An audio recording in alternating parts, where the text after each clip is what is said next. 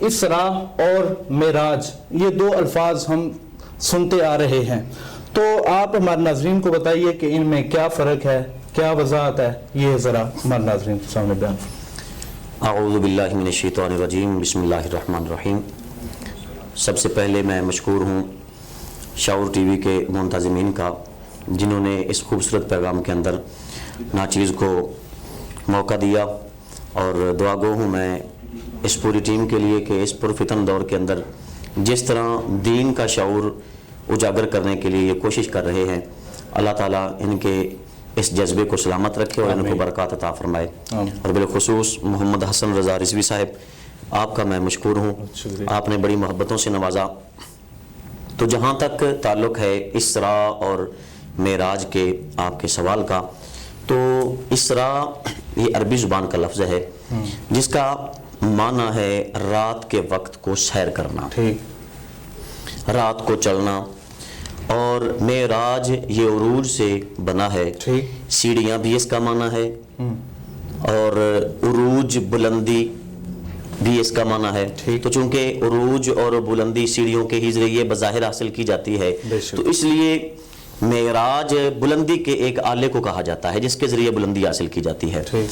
تو اللہ وحدہ لا شریک نے قرآن پاک میں جو ذکر فرمایا ہے اسراء کا، اسی سے مشتق لفظ اسرا آیا ہے سورہ بنی اسرائیل کے اندر 15واں پارہ اس کا آغاز ہو رہا ہے۔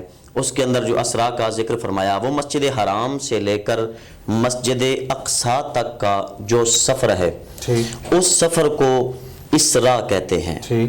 میرے محبوب علیہ السلام حضرت ام ہانی کے گھر آرام فرما ہے، جبریل امین محبوب علیہ السلام کی بارگاہ میں حاضر ہوتے ہیں۔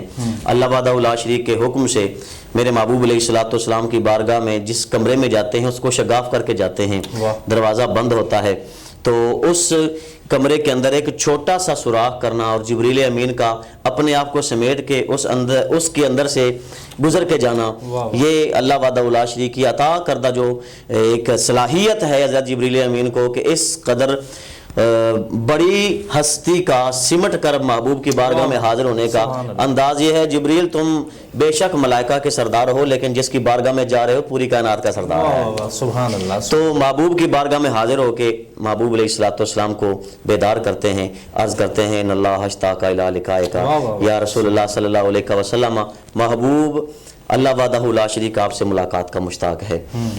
محبوب بیدار ہوتے ہیں، بیدار ہو کے حتیم کعبہ کی روایت بھی ہے، حتیم کعبہ کی طرف چلتے ہیں، وہاں سے پھر مسجد اقصیٰ کی طرف جاتے ہیں۔ راستے میں حضرت موسیٰ علیہ السلام کو دیکھا، فرمایا وَهُوَ قَائِمٌ يُصَلِّي فِي قَبْرِهِ، موسیٰ علیہ السلام کو دیکھا کہ وہ اپنی قبر کے اندر صلاۃ پڑھ رہے تھے۔ اللہ اکبر۔ تو یہ مشاہدہ ہوا، اور پھر مسجد اقصیٰ تک جب وہاں پہنچے تو انبیاء کرام منتظر تھے، انتظار کر رہے تھے محبوب علیہ السلام کا۔ وہ کیا ہی خوبصورت مقام اور کیا ہی خوبصورت منظر ہوگا کہ انبیاء کرام سب میرے محبوب علیہ السلام کی اقتداء میں آنے کے لیے اشتیاق کا اظہار کر رہے تھے، کب ہمارے امام آئے اور ہم اقتداء میں آ کے اپنے آپ کو مقتدی کہلوا کے جو فخر محسوس کریں۔ یہاں میں ایک چھوٹی سی بات عرض کرنا چاہوں گا کہ ہم سب کے باپ حضرت آدم علیہ السلام، ان کو بھی امام نہیں بنایا گیا، حضرت یوسف علیہ السلام کو بھی امام نہیں بنایا گیا، بلکہ ہمارے آقا کریم آقا مولا صلی اللہ تعالیٰ علیہ وآلہ وبرکہ وسلم کو امام بنایا گیا۔ اور یہ تاج امامت تو میرے محبوب علیہ السلام کے سر اقدس پر ازل سے ہی رکھ دیا گیا تھا۔ جب انبیاء کو بتایا گیا ٹھیک ہے تم کو نبوت کا تاج عطا کیا جا رہا ہے، لیکن یاد رکھو تمہارے دور کے اندر میرا محبوب آ جائے نا، تو پھر میرے محبوب کی ذات پہ ایمان لا کے میرے محبوب کی نصرت بھی کرنی ہے، میرے محبوب کا کلمہ بھی پڑھنا ہے، میرے محبوب کی معاونت بھی کرنی ہے۔ تو یہ مسجد اقصیٰ تک کا جو سفر ہے اس کو اسراء کہتے ہیں۔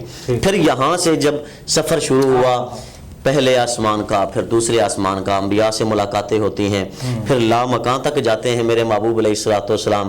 تو جب لامکان تک سدرۃ المنتہا پہ جب پہنچتے ہیں نا، تو جبریل امین کو میرے محبوب فرماتے ہیں جبریل چلتا کیوں نہیں ہے، آگے چلو نا۔ جبریل عرض کرتے ہیں میرے محبوب یہاں سے آگے ایک پر کے برابر بھی جاؤں گا تو میرے پر جل کے راکھ ہو جائیں گے۔ میرے محبوب علیہ السلام نے یہ تو نہیں فرمایا جبریل کہاں لا کے چھوڑ رہے ہو مجھے، یعنی آگے کا پرمٹ صرف حضور کے پاس، صرف حضور کے پاس ہے، صرف میرے محبوب آگے تشریف لے کے جا رہے ہیں. وہاں پہ میرے محبوب نے فرمایا جبریل یہاں سے تم آگے نہیں جا سکتے لیکن مصطفیٰ یہاں سے ابھی آگے جا رہا ہے. اب دل میں کوئی تمنا ہے تو بولو مصطفیٰ وہ یہاں بھی دینے کے لیے تیار ہے.